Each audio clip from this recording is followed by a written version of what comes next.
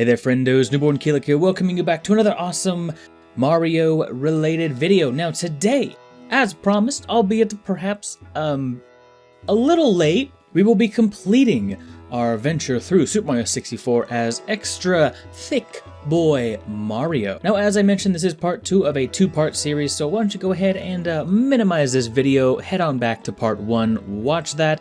That'll get you caught up to speed. If not, I'll go very, very briefly over what the challenge is, etc., etc.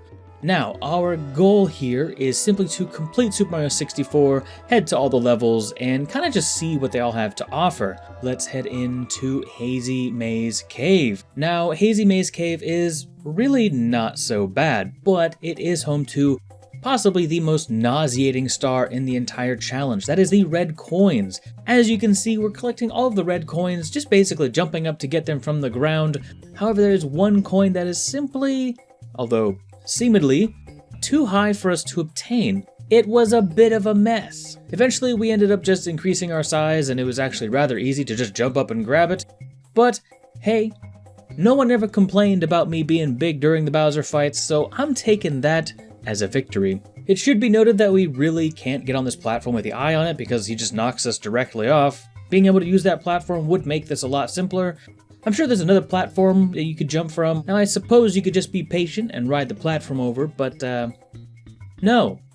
That is not fun. Probably the biggest issue in this entire area is just all the exposed fire on the wall. You can't just run up and hit it with your hitbox, even though we are this massive size, but if you jump even a little bit, you're meeting that fire and you're zooming all over the place. I'm sure you've noticed Mario is basically uncontrollable at this size and speed when he's on fire. It leads to you getting hit a lot more than you probably should, and then dying in the gas. Good times. Without dragging it on for too long, Hazy Maze Cave is rather simple. Our large size allows us to just kind of jump to most of the challenging stars as it is an enclosed area. There really isn't a whole lot of verticality in Hazy Maze Cave, so it's pretty simple. In fact, it allows you to actually do some really difficult speedrunning tricks, but they're super simple just because our massive size. Albeit they are still just a little precise. You still gotta watch out for that death floor. Yeah, the one I just landed on. You gotta watch out for that. The metal cap is super simple. You almost accidentally collect most of the coins, and it's a pretty easy cap to get, which in theory would unlock a lot of options for us in other levels, so we could go back and get them. We didn't, because we were already on course to being very well through the game. I'm not saying that we collected the most stars, but we did get a pretty decent view of each of the levels. And with that, we are off to Dire Dire Docks. Now, do you remember when I said I wanted to see what each level has to offer? Did not do that with Dire Dire Docks. We basically skipped Dire Dire Docks. I went directly to Bowser's sub, jumped out of the water, and never looked back. Your camera is so far out, it lags almost constantly. Now, normally you can do some manipulation and kind of, pull the camera in, do a certain angle or something to put it up against a wall so it doesn't have to see all the objects in Dire Dire Docks. However, when your camera is so far away, it's pretty difficult to do this, and it's just slow, monotonous, and like I said in the first video, a torturous nightmare of boredom. Reuse the content. After manning Bowser's sub, we are allowed into Bowser in the Fire Sea. Probably my favorite Bowser of all of them. It's just awesome. I don't really have a reason why I enjoy this so much, which is kind of a shame because I may have impromptu skipped 99% of the level. I accidentally walked off the platform, and I thought, let's use this. So we did. It should be noted we're going into the second Bowser fight as the largest Mario possible. Remember that whenever we toss Bowser, we in fact take damage. This is a bit of a problem at this point. This attack that he does where he tilts the platform is really, really difficult to deal with, actually. It's probably his most difficult attack to deal with in general. If you go into the lava, you do have a chance to get back, but it shoots you all the way up into the air. Now, taking a hit here is not exactly certain death. It's definitely less risky than in the first one when we kind of lucked out. I find it kind of ironic, you are big enough to actually run into the bombs accidentally. You cannot accidentally run into the bombs in the vanilla version. It was just an interesting little thing that I encountered there. With some determination, we managed. Interesting. The first Bowser fight was very simple, but enlightening. The second Bowser fight was more difficult, still only requiring one throw. I'm sure the third Bowser fight will be a piece of cake. Sure, it'll be a walk in the park, or a walk in the cake, or a piece of park. Third floor. Now, I don't know about all of you, but when I go into, it's not even the spooky 3 a.m. hour. What is going on here? So I don't know about you, but when I enter the third floor, the first place I go immediately, without even thinking about it, is Wet Dry World. I actually really like this level. I think the idea of having a sunken city underneath the level, kind of like a second little mini level, is really, really awesome. And there are so many different ways to get to it. There's the, the tricky speedrunning way, just shooting from the cannon in, and hopefully catching the corner. We're not going to need any of that because, as I'm sure you've noticed, we're a real big thick boy, and jumping is no problem. Walls do not hold us. I never really noticed how awesome this skybox was until someone in chat actually brought it up. It's this crazy, hidden city in the background. It's really cool, actually, but you rarely ever get to see it. The skyboxes in this game are really cool, and I'm really glad that that was a meme during the stream to rate the skyboxes because it's so good. They're so good. Now, given the fact that there's no fall damage, there's very little risk in Wet Dry World. We have the amps, and then we also have the little fire dots, or whatever those things are called. I can't remember. I'm sure editor Newbornkilik will get that taken care of. I guess you could drown too, but that's kind of your own fault. Overall, I would say Wet Dry World is probably the simplest level in the entire challenge, honestly. Sure, the platforms are a bit small and a bit tricky to deal with, but there's really nothing here that's going to damage you enough to actually get an elimination on you. Something interesting to note, because we're so big and our jump height is so, well, tall just by default, you actually have to do a butt slide to get into the level. Now, given the camera inside the castle and the fact that you can't really control it as well, this is a bit of a challenge, but it is completely doable, and you can in fact get the lowest water level, though most of the time you will bounce off the ceiling and get the middle level. It's not really a big deal, but it is a quirk, I guess. Again, this is the easiest level in the entire challenge. I mean, we literally accidentally collect the secrets on our way by. There's really no challenge here. Moving forward onto Snowmans Land. Now, the pool of ice under the bully makes this level probably the second easiest level in the entire game. We could basically fast travel or vertically travel to really anywhere in the level that we want to go that might pose any minor kind of challenge. Most of the time I would just try to fight the bully, and when I inevitably got knocked off and into the ice, I would just back up that time by going and grabbing another star, or more accurately dive bombing another star with my butt. It's kind of a bummer because you can't actually clip into the little box in the igloo. I figured you would be able to, making the star a lot easier, but then it might actually be the easiest level. I just find it kind of interesting. This seems to be about the same amount of distance between the gate and the star in Bob-omb Battlefield, so we could get that one. What's the difference here? The red coins in this area are a breeze, all except for the one that is under the bully. Usually you would just simply use the shell and grab the coin. That's kind of the general idea here too, but you gain so much speed on the shell because of our enhanced size, it can be pretty tricky and pretty dangerous if you bump into something under there. As with normal size Mario, you're probably not going to get out. You're probably going to ice to death there. Whatever the logic is there. Ironically, I had quite a bit of trouble with the bully here. The platform is very small, and Mario's hitbox is very small, while his hurtbox is huge. You're gonna get bumped off more times than not. Now let's take stock. So far, the third floor has been the easiest floor of all. However, with Tall Mountain, we are introduced to a host of problems that start at the portrait. It's difficult to just get into the level. I mean, think logistically. Lakitu can barely fit this man in the camera, and he's expected to fit into, a portrait that's like maybe 5 by 5. Also, let's be honest, how many of you missed this portrait as a kid? I mean, I didn't. Just because my dad showed me where it was. Thanks, Newbornkilik. I really just instigated that, didn't I? When we finally do get into Tall Mountain, literally the first thing I did was die, because the wind does not work.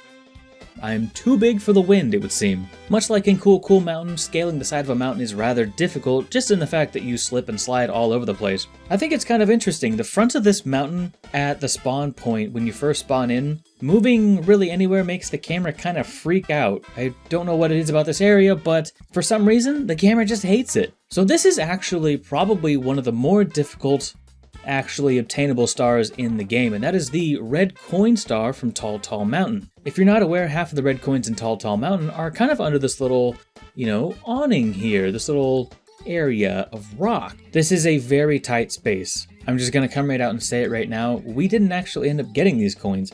Theoretically, it is possible with very, very precise jumps. I'm sure you could do it. However, we did not. And as for the slide, no, we didn't even bother with the slide. I mean, you saw what it did in Cool Mountain. Why is it gonna be any better here? I have a hard time with this slide as regular-sized Mario. However, it should be mentioned, even though we didn't do the slide, we still obtained the slide star because you can just jump up there. It's super simple, bypassing the need for the slide altogether. However, the red coins and the 100 coin star were left unclaimed. And besides, we have to get off to TinyHuge Island. Of course, for the memes, we ended up going into the mini world first, because of course we did. This is a good meme. Moving over to the flip side, the massive, huge island, we find that things are almost right here, actually. Mario controls a lot different, but the scaling of things is not bad. It still seems like a massive mountain. Overall, it kind of feels like home. I'm just glad that Mega Mario finally found a place to belong. Who wrote that? Fire them. We decided to obtain the star on top of the mountain as the biggest size of Mario, and the floor must be made of paper because you can just ground pound underneath the level. It happened not once, but twice. It's just strange because this happens nowhere else in the game. I've been using this trick to save some time and not shoot directly up into the air the whole game, and this is the only time we've ever clipped through the floor. Honestly, with enough patience, all the stars in this area are pretty simple. The only issue is that you kind of slide around all over the place in the mini world, but it's not that bad. However, there is one area where you have to find an itty bitty secret. All of the nastiness in this one level, or maybe even all levels, is condensed into this one tiny secret. There are so many slippery surfaces in this area. There's Goombas trying to bump you around all over the place, and fire spitters spitting fire. Bear in mind, if you get hit by fire or anything in this area, or even just the jankiness of the side of the level itself, you're off into the abyss. Although, it is pretty funny being pushed around by a Goomba that you can't really see. Look at this MVP Goomba. But with a bit of patience, something in very short supply of mine, we managed to obtain that itty bitty little secret and the star off in the very, very dangerous abyss. And now it is time for Tick-Tock Clock. The one that everyone is waiting for. It must be the worst world ever, I hear you say. Depending on how cool I am, I could just wall jump up the... You know what? We're doing that, okay? It's probably not going to work out, but I'm wall jumping this entire... Well, that didn't work. Because Chad apparently hates me, we decided to do the star at the top of the world as the largest size Mario yet again. Really though, it wasn't so bad. There's plenty of things to bump on and bonk off of, and a mistake from the bottom half of the level usually means death, but from the top half of the level, you're probably going to be able to recover just fine. And when you're Huge Mario, you can actually see most of the level all at one time. So it's kind of interesting to, to see that kind of overall view of Tick-Tock Clock. You really get to see how vertical it is.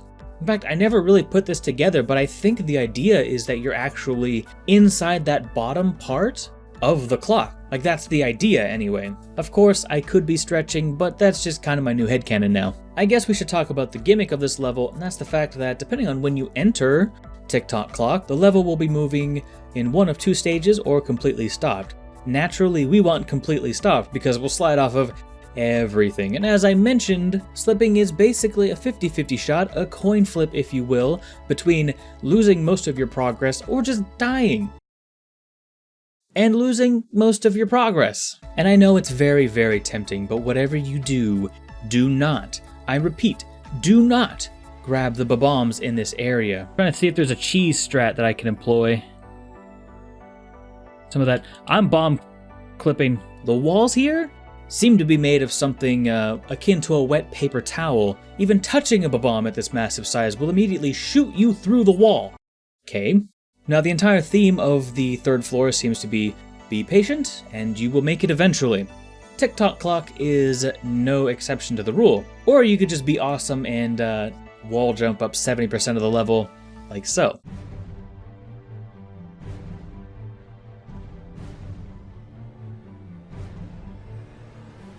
Okay, and we'll just cut the clip right there. Nothing happened past that point. I definitely did not fall off the edge. Embarrassingly, that did not happen. And with that, we are on to the final actual level, Rainbow Ride. Everyone was doubting against that this was going to be an awesome level, but it is actually a lot of fun. There's a lot of open air coins that kind of just allow you to, with, you know, some trickiness, just kind of collect them. I mean, jumping there just looks so easy.